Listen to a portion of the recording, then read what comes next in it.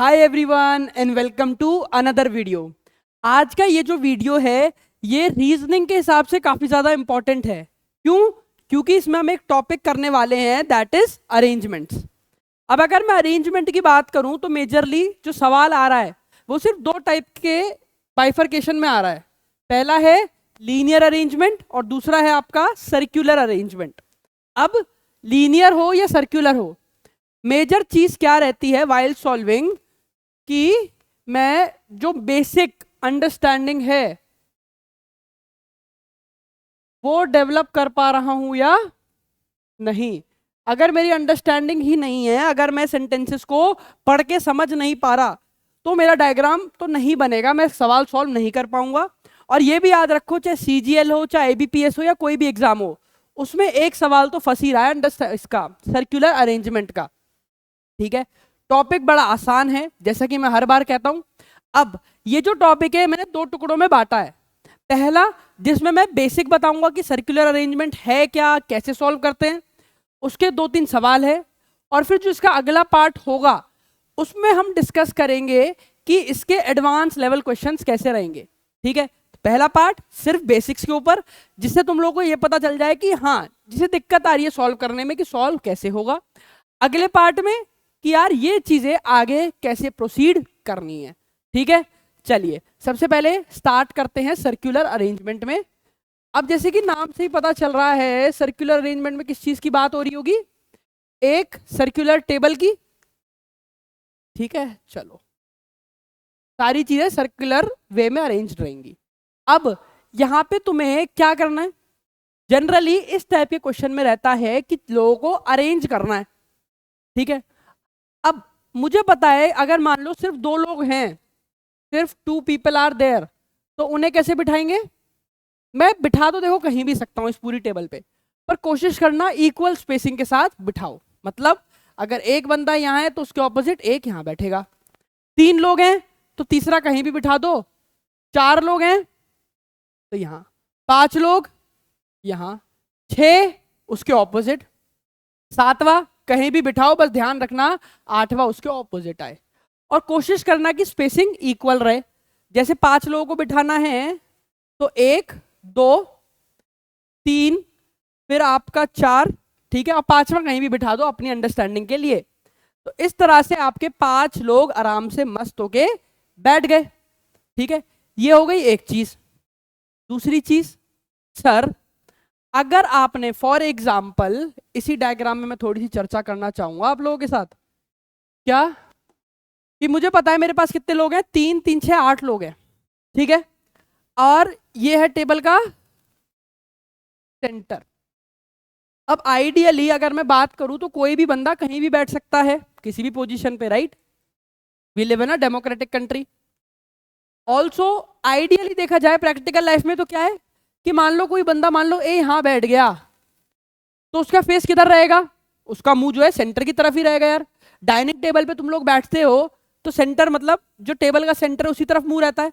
ऐसा तो नहीं है ना कि फेस तुम्हारा उल्टे होके बैठते हुए डाइनिंग टेबल है और उससे उल्टे होके बैठ गया, मतलब आपका मुंह इधर की तरफ आ गया और डाइनिंग टेबल इधर है। इस चीज का ध्यान रखना है।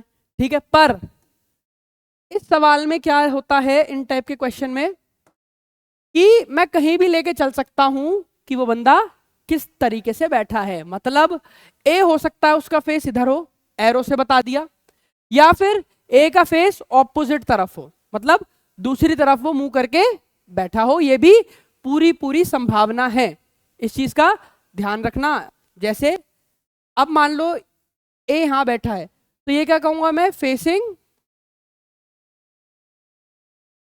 Towards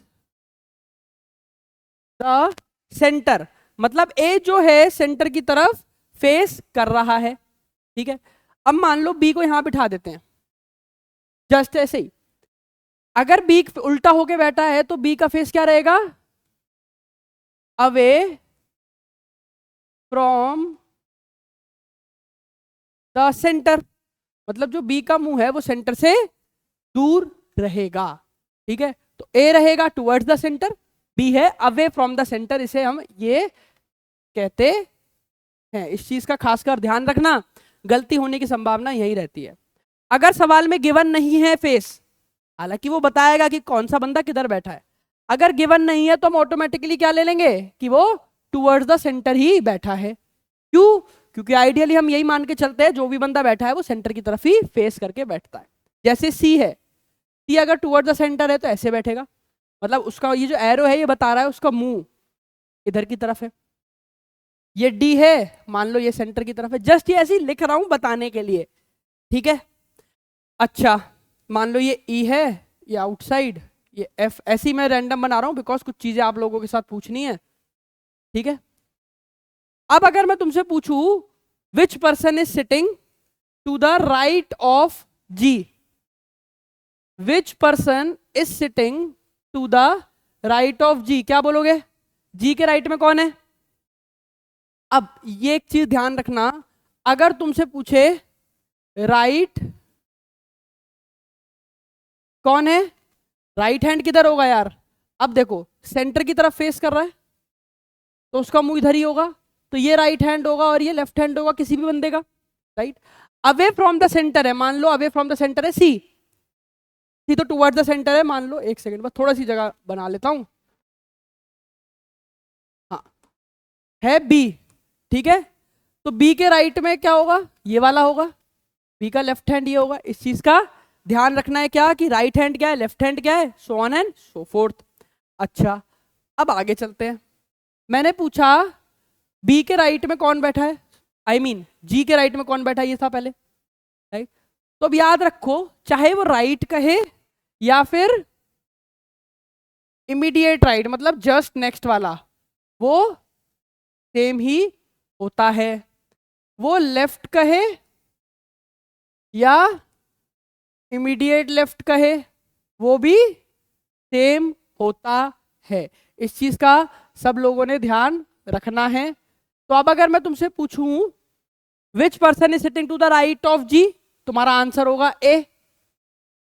which person is to the immediate right of G, sir अभी तो आपने बताया कि राइट और इमीडिएट राइट दोनों चीजें सेम ही है, तो इसका मतलब आंसर क्या होगा दोनों केसेस में? दोनों केसेस में आंसर होगा मेरा ए, ठीक है। अगला सवाल, who is sitting to the left of E, left of E कौन बैठा है?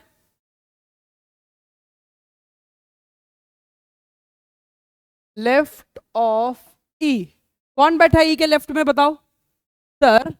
ई है कहाँ? ये रहा। लेफ्ट हैंड किधर होगा? इधर होगा, है ना, क्योंकि फेस बाहर है। लेफ्ट ऑफ ई जी है, immediate left of E sir same ही तो है, वो भी जी है। क्लियर है? इस चीज का ध्यान रखना है, ठीक है। चलते हैं आगे। अगली चीज, position of A with respect to E. A की position with respect to E क्या होगी? ई है ये, ए की पोजीशन बतानी है, राइट, विद रिस्पेक्ट टू ई, नीचे है। ये क्या होगा? लेफ्ट में है, एक लेफ्ट और दो लेफ्ट, तो मतलब फर्स्ट टू द लेफ्ट और फिर सेकंड टू द लेफ्ट, तो इसकी पोजीशन क्या होगी? एक आंसर है सेकंड टू द लेफ्ट, ठीक है। ये कब है सेकंड टू द लेफ्ट? जब मैं एंटी क्लॉकवाइज जा रहा हूं, हाँ है ना, एंटी क्लॉकवाइज जा रहा हूं तो आंसर क्या हो जाएगा? Second to the left. अच्छा अब तुम कहोगे सर यहां से भी तो काउंट कर सकते थे, मैंने कहा हाँ करो, first to the right, second, third, fourth, ये फिफ्थ, ये सिक्स्थ, ठीक है। तो अब क्या हुआ सर? 1 2 3 4 5 6, ये भी कह सकता हूं क्या? सिक्स्थ टू द राइट भी है, हाँ कि ना? सिक्स्थ टू द राइट भी इसका आंसर होगा, यस और नो, ठीक है। कब होगा ये? जब मैं बात कर रहा हूँ किसकी? क्लॉकवाइज में, तो इसका आंसर क्या हो जाएगा सर? इसका आंसर आप लिख देना सिक्स्थ टू द राइट, ठीक है। ये हो गया एक पार्ट, थोड़ा सा बोर्ड को रब कर दे रहे हैं, ठीक है। मेजरली यही सब पूछेगा वो, अगर आपने डायग्राम बना लिया, ठीक है, तो वो इन्हीं सब चीजों पे सवाल दे रहा होगा। अब चलते हैं आगे।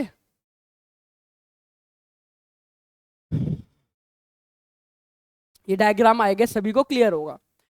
अब मैं आपको बताऊंगा कि सवाल सॉल्व कैसे करने होते हैं पेपर में। अगर पेपर में सवाल आ गए तो हम लोगों को कैसे सॉल्व करना है, ठीक है। उसके लिए हल्का सा एक आगे चलना चाहूंगा, क्वेश्चन दिखाऊंगा। 8 लोग हैं, P Q R S T U V W, एक सर्कुलर टेबल में बैठे हैं फेसिंग इनसाइड। फेसिंग इनसाइड का मतलब क्या हो गया? इनसाइड मतलब सेंटर की तरफ बैठे हैं, हाँ है ना। दे आर फेसिंग इनसाइड मतलब सेंटर, सी लिख लिया मैंने, ठीक है, जस्ट बताने के लिए। अब चलते हैं आगे। आगे फिर हिंट्स गिवन है बहुत सारे। क्वेश्चन क्या पूछ रहा है?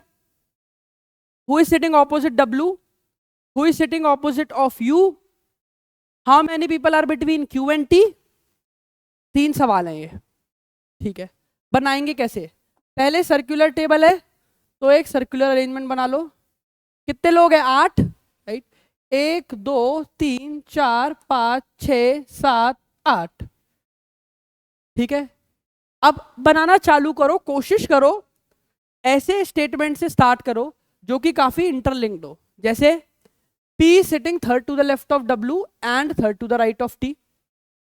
S is sitting between W and Q. U is second to the right of V. अब अगर मैं P कहीं डालता हूं तो मुझे W पता चल जाएगा, T पता चल जाएगा, राइट।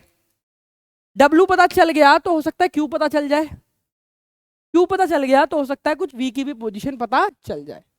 तो मेजरली मुझे क्या करना है? ऐसा कोई वर्ड पकड़ना है जिससे 2-3 जगह में भर सकता हूं, ठीक है। अगर मैं यहां भरता हूं, ये लो P यहां डाल दिया, कहीं भी डाल सकते हो, उसके हिसाब से पूरा डायग्राम एडजस्ट हो जाएगा।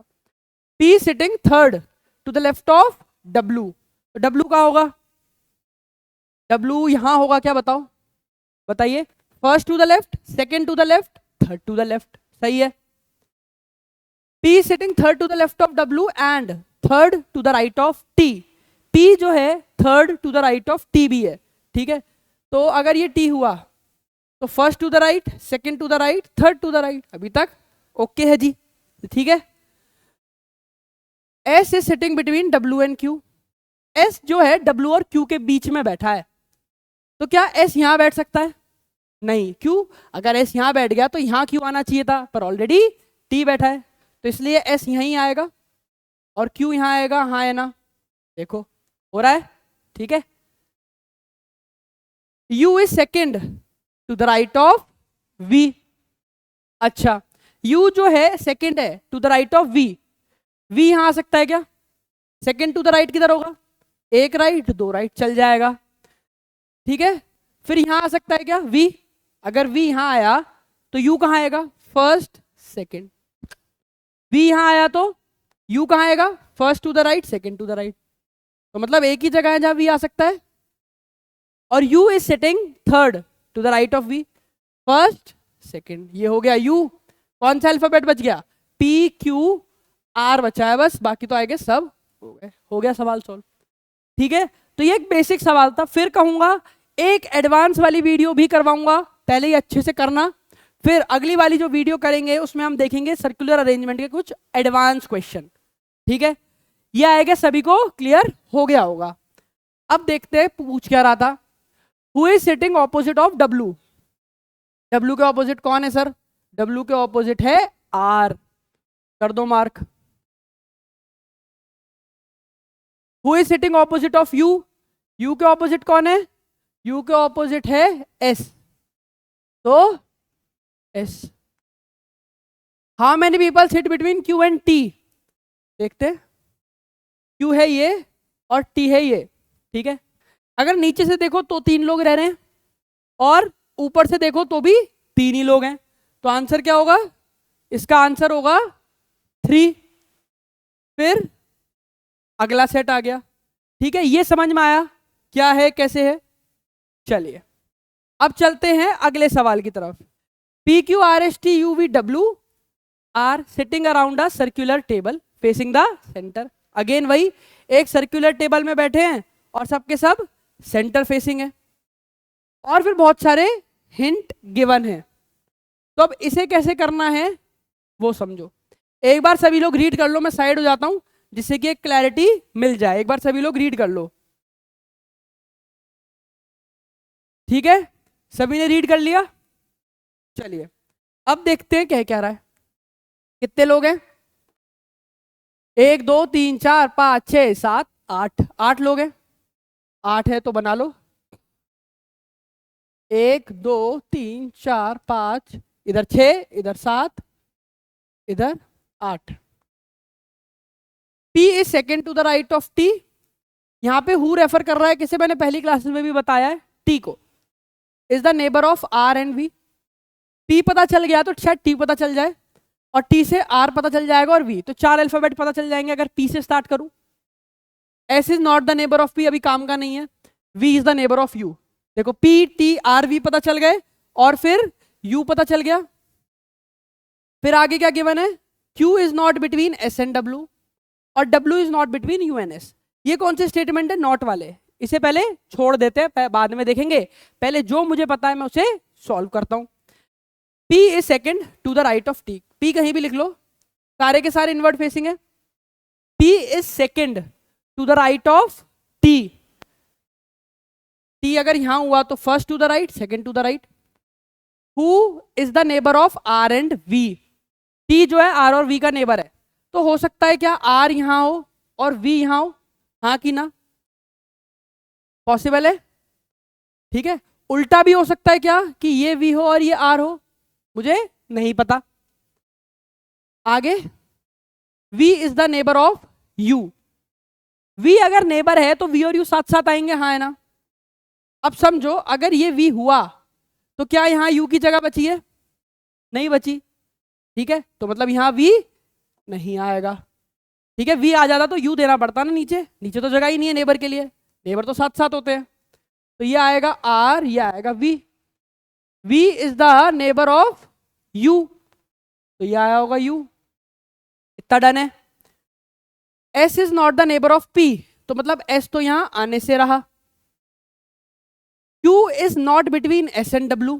Q जो है S और W के बीच में नहीं है, ठीक है। W is not between U and S। W जो है U और S के बीच में नहीं है, बस इतना ही गिवन है। चलिए करते हैं कुछ काम। मुझे पता है S यहां नहीं आएगा, क्या हो सकता है? क्या S यहां आ सकता है? कोई दिक्कत नहीं है। Q is not between S and W, ठीक है। Q और W जो है वो U और S के बीच में नहीं है। ये U है, ये S है, W यहां नहीं है तो W यहां आएगा, क्या बच गया? Q। क्या ये सही है? बिल्कुल सही है ये केस, राइट। जहां पे ये Q हो वो S और W के बीच में नहीं है, W U और S के बीच में नहीं है, ठीक है। और V is the S is not the neighbour of P, बिल्कुल ठीक है जी। चलो ये केस याद रखना, आगे चलते हैं, ठीक है। S यहां नहीं है, S यहां का देख लिया। अगर S यहां हुआ तो अब क्या होगा? Q is not between S and W। Q जो है S और W के बीच में नहीं आएगा, तो ऑब्वियस सी बात है Q यहां नहीं आएगा। क्यों? क्योंकि फिर बचा कुछ अल्फाबेट यहां नीचे W देना पड़ेगा, राइट। तो इसलिए यहां पे क्या होगा? Q जो है S और W के बीच में नहीं है, तो ये W होगा और ये Q होगा, ठीक है। W is not between U and S, ठीक है जी। W U और S के बीच में नहीं है। Q S और W के बीच में भी नहीं है। S नेबर भी नहीं है P का, तो ये भी केस सही है। तो भैया 2 केस बन गए अपने। दूसरा वाला मैं फिर से कॉपी कर लूंगा, ठीक है, जिससे कि तुम अलग अलग देख सको। यहां पे था P R T V U, ये Q, ये S, ये W, ठीक है। Q is not between S and W, W is not between S U and S, ये भी ठीक है। और S is not the neighbour of P। तो भैया इसमें बने हैं अब 2 केस। इस चीज का ध्यान रखना है, मल्टीपल केसेस बन सकते हैं जो कि सेटिस्फाई कर रहे हैं, और पूरी की पूरी टेबल सेटिस्फाई हो रही है, ठीक है। चलते हैं अब सवालों पे, पूछ क्या रहा है। Which one is to the immediate right of V। V के इमीडिएट राइट में कौन है बताइए? इमीडिएट राइट ऑफ V कौन है? देखते हैं डायग्राम में, ये है V, इसके इमीडिएट राइट में T, और इस वाले V के इमीडिएट राइट में भी है T। तो भैया T answer. How many people are sitting between P and V? P और V के बीच में कितने लोग बैठे हैं? ये है P, ये है V।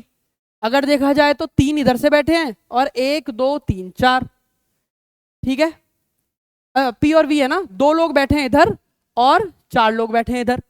इधर देखें तो 2 लोग इधर और 4 लोग इधर। तो P और V के बीच में 2 भी बैठे हैं और दूसरी तरफ से 4 भी बैठे हैं। तो इसका आंसर क्या होगा? 2 भी है 4 भी है, ठीक है। तो अब इस केस में अगर कभी फंसो तो कैन नॉट बी डिटरमाइंड होगा। क्यों? क्योंकि तुमने डायरेक्शन मुझे नहीं बताई।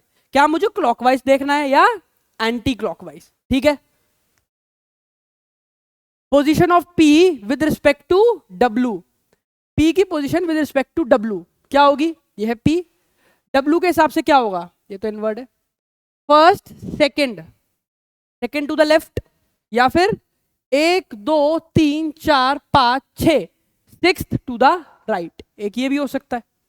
इधर देखो, इमीडिएट राइट, या फिर 1 2 3 4 5 6 7 सेवेंथ टू द लेफ्ट। ये वाला क्वेश्चन जो मैंने आपको दिया है ये सिर्फ समझाने के लिए दिया है कि हाँ ये सारी चीजें भी हैं, ये वाला पर्टिकुलर। इसीलिए मैंने MCQ हटा दिए थे जिससे तुम लोग सीख पाओ कि हाँ ये कैसे काम कर रहा है। चलो अब ये करो। 8 person sitting around a circular table facing the centre. अभी सारे सेंटर वाले ही करा रहा हूं, फिर अगले पार्ट में क्या करेंगे और एक्सटेंड करेंगे। एक बार क्वेश्चन देख लो, मैं साइड हो जा रहा हूं, ठीक है। चलो अब 8 लोगों की बात हो रही है, स्टार्ट करते हैं बनाना।